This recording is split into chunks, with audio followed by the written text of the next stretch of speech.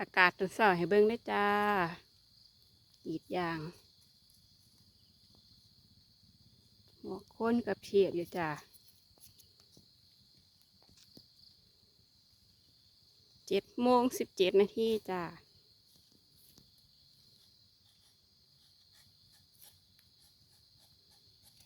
กำลังกรีดยางอยู่จ้ายังมาแล้ว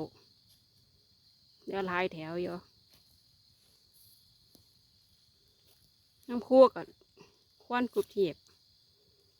หมอกผู้ไอ้น้ำฝนอยู่บ้านตกแห้งๆอยู่นี่บ่ตกอยู่หน่อยหนึ่งบ่หลายจ้าบ่ได้เปียกได้อย่างอยู่นี่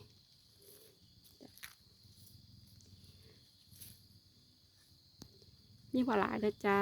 มีสนิทแล้วจ้าสวัสดีจ้าโอ้ยเห็นมีดอีกอย่าง ปาซิฟิกกังอ่ะ